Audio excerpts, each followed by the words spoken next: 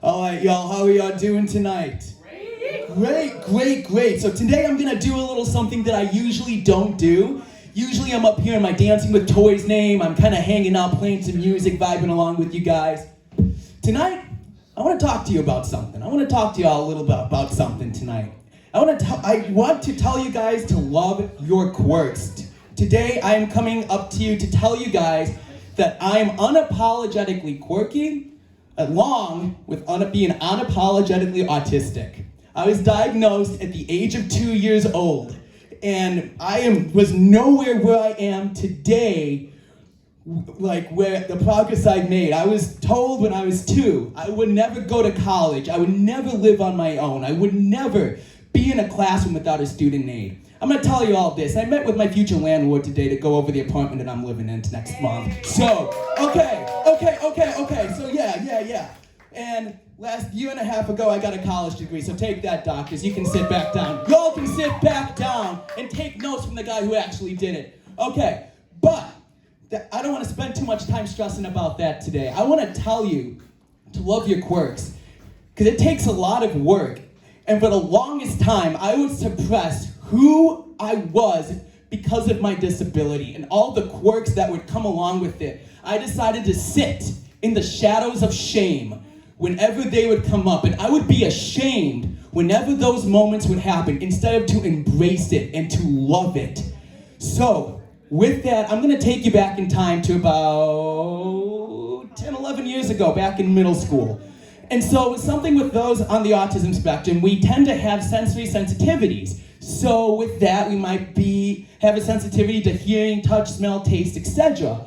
In this example, I was very, like with my texture, I had to wear like things that made me comfortable. And for me, that was wearing a suit to school every single day. I wore a suit to school every day. Now, not just because of the texture, but I grew up on 007 and James Bond, and my 9-year-old self wanted to be Pierce Brosnan to death. Don't tell me if you weren't a little kid growing up in the late 90s, early 2000s, and you didn't see Pierce Brosnan running women along you in a suit and a vodka martini or whatever. Don't tell me that wasn't what you wanted to be. And so I took that to the extreme. No other 9, 10, 11-year-old was running around middle school with grade school, middle school, 12, 13, you get my gist, of wearing a suit to school every day, living that dream. Now, no one else was doing that, and it was true, and no one was getting their hair played with by girls because of how spiky it was, because I wanted this flare, James Bond kind of thing. No other guy who was trying hard enough could do that, and here I am, just chilling, just kind of doing my thing, being the quirky kid who just didn't care. Now, I was at a different point in my development where I wasn't able to get those social skills right away. I wasn't able to connect with people or just make friends and have these relationships. So a part of me there didn't care. However, I'm going to rewind a little, fast forward just a little bit to college, where with someone who's trying to find his identity as a young adult, and just being in a new environment like that was detrimental. I'm gonna tell you, college, for anyone who's going through identity issues, is detrimental. It is dangerous and it is almost deadly. It is almost deadly. It put me in some very hard and dangerous mental places in my life because I sacrificed so much of myself, man, let me tell you.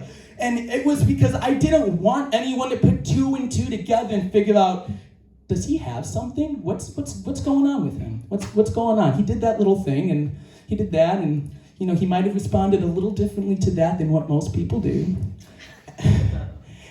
And I didn't want anyone figuring it out. So instead of, showing who I really was, I was sitting in the shadows. I was nothing. Instead of being something and trying to hide that, I was nothing. And again, it started in college when people started picking up on it, and I wanted to reinvent myself as someone who would just no one would know. No one would know. It'd be a clean slate for me. Just going around being this new version of me, and when people started putting 2 and 2 together, I gave up. I was like, shit, people know, and no matter what I can do, people are gonna know. And that broke me. That broke me down so much. And I was in a worse place then when I was in middle school. Like, I literally I would literally say nothing in a social environment. I would literally do nothing because I didn't want anybody figuring out, wondering, is he autistic? Does he have something? What's up with him? So instead of having people question that, I wanted them to question nothing at all, and that was more, again, detrimental than actually being myself and loving those insecurities and loving those imperfections. And then one day I just said, screw it. One day I just said, screw it, because we are the garden that we grow. We are the garden that we grow. And if we love our quirks like a garden and love our personalities like a garden, our insecurities and our imperfection, only then can we grow. Only then can we grow. And if we hate ourselves like a garden and we hate our garden, all it can do is die, and that is suicide. That's the worst thing we can do. That is the worst thing we can do. And so I started realizing to just love yourself. Love yourself like the garden. And I love those moments where I don't even like to say my autism shows. It shines. And so when I have that awkward moment, and I've been told I'm socially awkward, and I don't even like to look at it like that anymore. I'm lovably awkward. Because now that is a personality. I allow my quirks to become a personality. Because I cannot change how my brain was wired. I could not go in there and be like, okay, I'm gonna go tweak that and maybe I'll be normal. Because screw that. Except the dream I had when I was in 5th grade where I had my autism surgically removed, and as cool as that would have been as a 5th grader, no one can have the brain that's wired the way I do, or anyone else, anyone autistic or not, or however. No one can have this. No one can have the quirks to the level I do. No one can take that away from me. No one can take away my fixation of having a ritualistic diet of eating bananas and chocolate milk every day. That is me, that is what I love, and for the longest time I was shameful of the fact that I could eat only certain foods, and people would be like, what are you doing, man? Like, don't you eat anything else? Or like, no, I'm gonna have another chocolate milk, man. I mean, yeah, and so just imagine those situations when I'm getting a pizza with my friends or something like that, and I will only eat cheese pizza.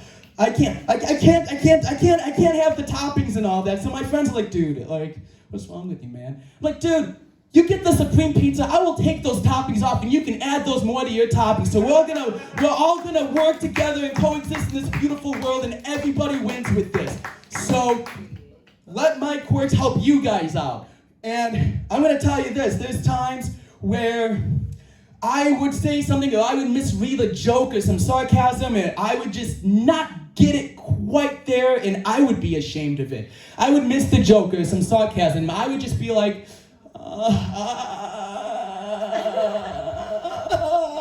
people forget about it. Oh my God, when's this gonna be done? And I would be ashamed of it.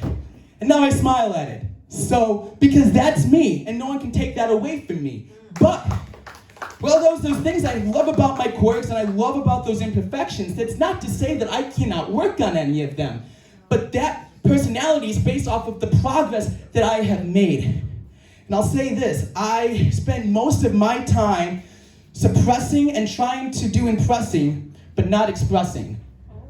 So I spent more of my time and was more concerned throughout my life trying to suppress and impress instead of expressing who I was. And I sacrificed and I lost the ability to be so much more at different times in my life. And I tell you guys, and I beg you guys, not only for just my self-discovery, but I say this in a sense of urgency. Love your quirks. Love yourself. Otherwise, I don't know what you're doing. And it is okay to be in that stage where you are self-discovering, discovering self-love. But I pray to all of you guys, even if you are in a good state for that, let's change the conversation we have with these people still trying to go through self-love. You know, let's be more of a support to them, more of a resource to them. Let's figure out, hey, how can I help you through this stage? Or how can I help you express yourself in this way? Yes, you are the way you are, and There's obstacles that get in the way of your life. There's obstacles that get in the way of my daily life still. I can go up here and say that I overcame my disability from being the nonverbal kid that I was, but I have my moments. I'll shake up with my friends. You know how you shake up with your friends? Everyone's like, yo, what's up, man? How you doing? You know, what's going on?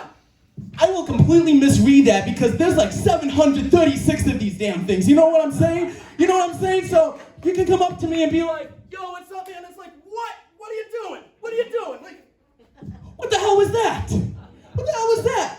And so for the longest time, for example, I would be ashamed of that. And I'd be like, oh God, I suck. And now it's like, teach me.